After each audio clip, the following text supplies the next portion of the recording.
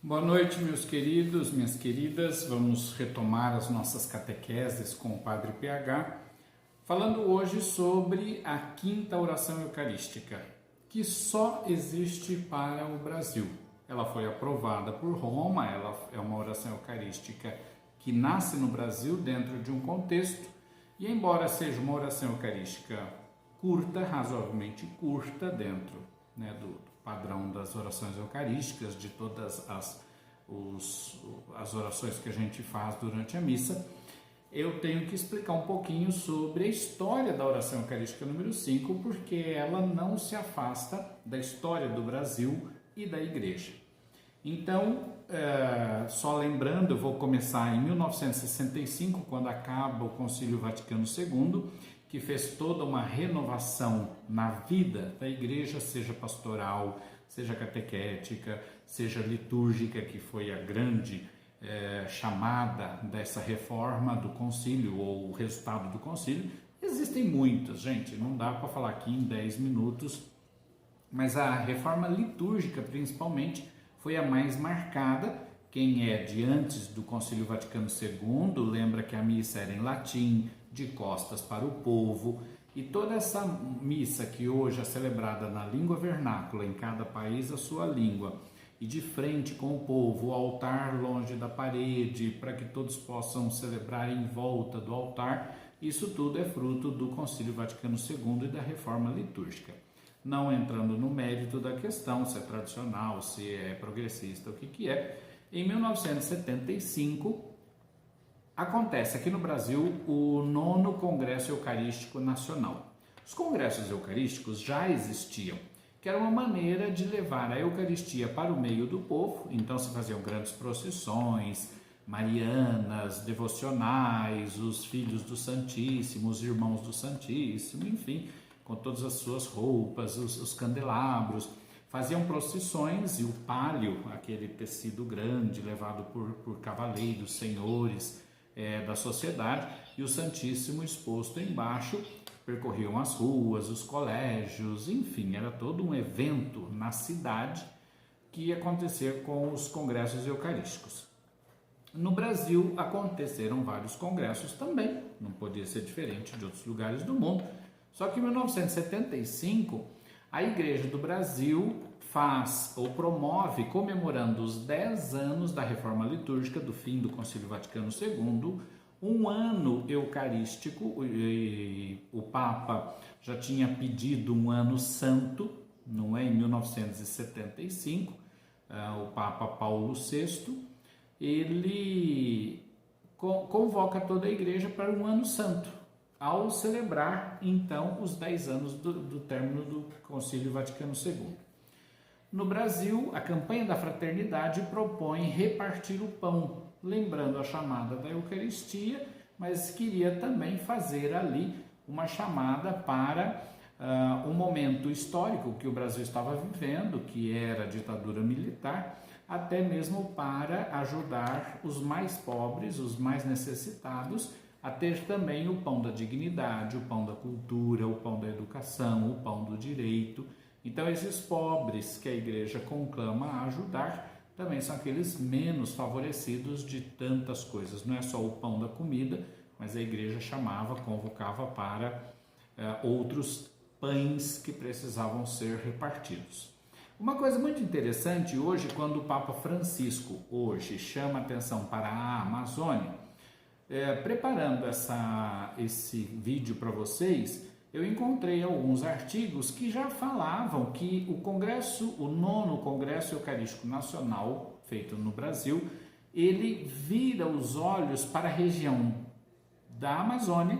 Então ele é realizado em Manaus, com o apoio dos bispos, porque a Igreja já queria que os olhos se voltassem para aquela região que estava começando a se desenvolver, mas ao mesmo tempo, a região norte e nordeste no Brasil ficavam um pouco esquecidas. Os avanços tecnológicos, sempre mais aqui para o sul e sudeste, acabavam não migrando até o norte e o nordeste. E ali, então, a Igreja leva esse Congresso Eucarístico Nacional para Manaus, até mesmo para que não só a igreja, mas também todos pudessem olhar na direção do norte e nordeste. Em 1975, nós temos esse contexto, né, histórico, onde vai nascer a oração eucarística. Que peso tem isso para nós, de um modo geral? Você cristão, católico, católica, se coloque assim: a igreja, ela sempre teve uma voz profética, ela vê antes e fala em nome de Deus. Então ela tem um certo profetismo que é alimentado pelo Espírito Santo, e o momento primordial que nós nos alimentamos dessa ação do Espírito Santo é durante a celebração eucarística. Então, você frequentando a missa, você percebe que é a ação do Espírito Santo quem traz Jesus presente no pão e no vinho. É a ação do Espírito Santo quando o sacerdote impõe as mãos sobre o altar e invoca o Espírito Santo sobre as oferendas. Ele está de fato invocando o Espírito Santo sobre todos os que estão ali e que vão participar do mesmo pão e do mesmo cálice, comunhão, na oração eucarística. A oração eucarística, como centro e ápice de toda a celebração eucarística, chamada missa, ela é o ponto auge. É ali realmente que o Espírito Santo vem para consagrar as oferendas que somos todos nós sobre o altar, transformados no corpo e sangue, alma e divindade de Cristo. Esses dons partilhados vão santificar as nossas vidas, que somos os comungantes, aqueles que se aproximam do altar para comungar. Então, assim, nascer ali no Congresso Eucarístico Brasileiro uma oração eucarística que fale a nossa linguagem, que fale para nós do Brasil, que responda a um contexto histórico daquela época, é muito interessante. Mereceria aqui talvez até um curso de liturgia para a gente também olhar o contexto histórico dessa oração eucarística e como ela é marcante, não só porque ela tem uma identidade brasileira, mas porque ela fala também de uma realidade brasileira e sul-americana.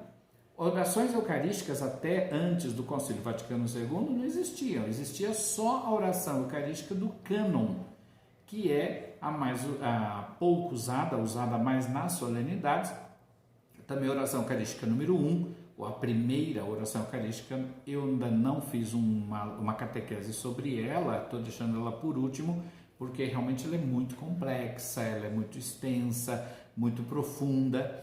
Então ela é como que a mais solene, né, de todas as orações eucarísticas. Então nascer ali uma oração eucarística diretamente do Brasil, ela marca um contexto histórico muito interessante, que depois, quem quiser aproveitar, pode aí fazer uma pesquisa na internet, procure bons sites, né, para que você conheça mais e profundamente. Para não delongar muito no vídeo, que a nossa proposta é bem objetiva, dentro desse contexto, então, a oração eucarística do Congresso de Manaus, ou oração eucarística número 5, ela tem um prefácio próprio, ela entra dentro daquilo que eu já expliquei em outros vídeos. Ela tem um prefácio próprio, que é uma grande ação de graças que não pode ser mudado, não pode ser trocado, igual a oração eucarística número 4 e a oração eucarística primeira, que nós ainda não aprendemos. A 2 pode trocar e a 3 também pode trocar um prefácio à escolha, mas a primeira, a quarta e a quinta, por enquanto, depois eu vou explicar outras, elas têm um prefácio próprio, que começa dizendo assim: é justo e nos faz todos ser mais santos, louvar a vós, ó Pai, no mundo inteiro, de dia e de noite, com Cristo, vosso Filho, nosso irmão. Uma grande ação de graças em todo tempo, lugar. É Ele o sacerdote verdadeiro que sempre se oferece por nós todos, mandando que se faça a mesma coisa que fez naquela ceia derradeira. Vamos entrando no contexto histórico da oração eucarística. Por isso aqui estamos bem unidos, louvando e agradecendo com alegria. Estamos bem unidos. Olha o contexto histórico, político da época. A igreja é um povo unido, todos. Não se faz seleção, acepção, distinção de pessoas na igreja. Louvando, agradecendo com alegria, juntando nossa voz, a voz dos anjos e a voz dos santos todos para cantar ou rezar. Aí vem o santo também, que nós já explicamos. A oração eucarística número 5, ela depois da aclamação, da louvação do santo, então ela diz: Senhor, vós que sempre quisestes ficar muito perto de nós, vivendo conosco no Cristo, falando conosco por Ele, ou seja, Deus sempre presente conosco na história, na igreja, vivendo conosco no Cristo, falando conosco por Ele, Cristo mediador. Aí o sacerdote impõe as mãos sobre as oferendas, sobre o altar e faz a epíclese, a invocação do Espírito Santo.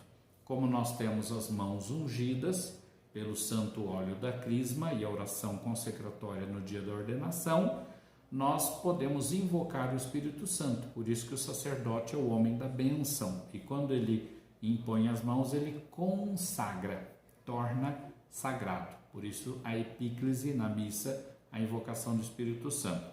Ele invoca o Espírito Santo sobre o altar e é ali que o Espírito Santo vem consagrar o pão e o vinho e toda a oferenda que está ali em torno do altar. Você, eu e os presentes, não é? A fim de que manda o vosso Espírito Santo, a fim de que as nossas ofertas se mudem no corpo e sangue de Cristo. Então não é só o pão e o vinho, mas somos todos nós, porque somos oferecidos juntos em cima do altar. Então todos nós somos consagrados ali, renovados na Santa Missa. Temos a memória, a anamnese, o que Jesus fez na última ceia, normal, todo mundo já ouviu, que é quando nós nos ajoelhamos e o sacerdote então conta a história, a anamnese, faz uma memória, mas ele atualiza aquilo que Jesus fez, ele atualiza para hoje. Então não é uma celebração só de como foi. A partir do que ele fez, nós fazemos de novo hoje sobre o altar. Por isso que toda missa renova, faz de novo e torna novo o sacrifício de Cristo sobre o altar. É o que a gente chama sacrifício incruento. Não tem derramamento de sangue, a gente não vê sangue, a gente não sente gosto de sangue, porque é um sacrifício espiritual. A nossa participação na missa é uma participação espiritual. É Cristo mesmo que se imola por você e por mim naquela missa, renova o sacrifício da cruz para o nosso hoje. O sacrifício é o mesmo, o nosso tempo é que é diferente, por isso cada missa eu renovo a minha participação, todos os cristãos que estão presentes na missa, renova a participação ali no mistério de Cristo, sua paixão, morte e ressurreição, tá? Depois do relato da paixão, ela tem uma resposta fixa. A oração eucarística número 5, a gente nunca troca a resposta ao anúncio do sacerdote, eis o mistério da fé. Então todos se levantam, uma coisa que a gente tem percebido, a gente não fica ajoelhado até no Pai Nosso. Nós nos levantamos quando o sacerdote anuncia, eis o mistério da fé.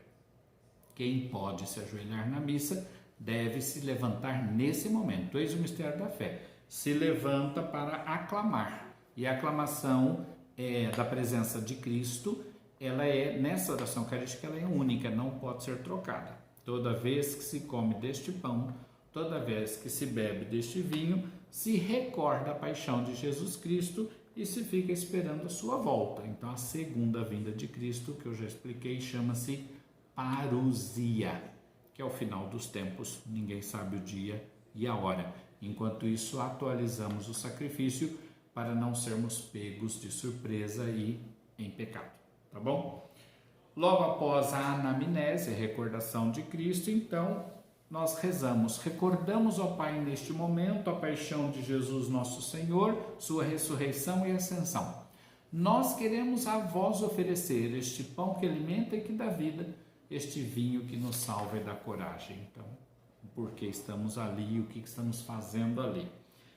E quando recebermos pão e vinho, o corpo e sangue dele oferecidos, o Espírito nos una num só corpo para sermos um só povo em seu amor. De novo, lembrando o contexto histórico e o contexto político da época. E até hoje, a igreja não é dividida, a igreja é una. É santa, é católica, mas é una, unida. Outra parte, protegei vossa igreja que caminha nas estradas do mundo rumo ao céu, cada dia renovando a esperança de chegar junto a vós na vossa paz. A igreja peregrina, a igreja que está no mundo caminhando para o céu. Dai ao Santo Padre, o nome do Papa, hoje Francisco, ao nosso bispo, o Papa ser bem firme na fé, na caridade, compete a Pedro ser esse exemplo de fé e de caridade, e ao bispo atual, hoje em Ribeirão Preto, Dom Moacir. Cada diocese tem o seu bispo, né? Que é bispo desta igreja, então cada sacerdote celebra para a sua igreja, a sua diocese, então o bispo é o responsável daquela igreja, o padre lembra ali que é bispo desta igreja, muita luz para guiar o seu rebanho. Ele é o nosso pastor. Nós sacerdotes unidos a ele, pastoreamos o rebanho de Cristo. Depois esperamos entrar na vida eterna com a Virgem Maria, Mãe de Deus. Nós acrescentamos depois São José, o seu esposo, o esposo de Maria, os apóstolos e todos os santos. Posso citar aí o padroeiro da comunidade, mas todos os santos já estaria inclusa se é homem, se é mulher, que na vida souberam amar Cristo e seus irmãos. Então, a condição da santidade é amar Cristo e seus irmãos. É uma oração eucarística muito interessante, porque ela é objetiva, mas engloba muita coisa. Depois vocês vão pegar a oração eucarística e vão lendo pausadamente para entender o que a gente está dando aqui, essa catequese. Por fim, a todos os que chamastes para outra vida, então o memento, a memória dos mortos, dos falecidos, né? A todos que chamastes para outra vida na vossa amizade, e aos marcados com o sinal da fé. Então, realmente, aqueles que morreram na paz de Deus, que trazem a marca indelével do batismo, são consagrados filhos e filhas de Deus. Abrindo vossos braços, acolhei-os, que vivam para sempre bem felizes no reino que para todos preparastes. Então, o memento dos mortos marca o fim, quase o fim da oração eucarística, a última parte. E para encerrar, então, o sacerdote diz: e a nós que agora estamos reunidos e somos povo santo e pecador. Essa frase, eu gostaria que vocês prestassem muita atenção, que é a Igreja do Brasil. Está nascendo na década de 70, nós estamos falando de 75. Os movimentos neopentecostais que vêm dos Estados Unidos, então o neopentecostalismo, com aquela ideia gospel, de cantos e tal, as igrejas evangélicas começam a surgir no Brasil, e na igreja católica a renovação carismática, como um movimento neopentecostal que vai realmente trazer à tona a ação do Espírito Santo. A renovação carismática, ela vai trabalhar muito essa questão do Espírito Santo, doador dos dons, promotor da unidade, que vai inflamar a fé. Então, a renovação carismática na Igreja Católica e o neopentecostalismo no protestantismo, nas igrejas evangélicas, que a gente chama aqui no Brasil, vão reavivar a força do Espírito Santo. Então, nós somos santo e pecador. O Congresso Eucarístico de Manaus grifa isso, que a Igreja do Brasil também, e a Igreja do mundo, claro, ela é uma igreja que padece, é uma igreja que precisa de socorro, precisa da ajuda, precisa da graça de Deus, né? Então, essa frase, ela marca muito o contexto histórico. Essa igreja que somos santo e pecador, a igreja santa e pecadora é feita de homens que são santos e pecadores, santos pelo batismo, pecadores pela natureza, não é? Dai força para construirmos juntos o vosso reino que também é nosso.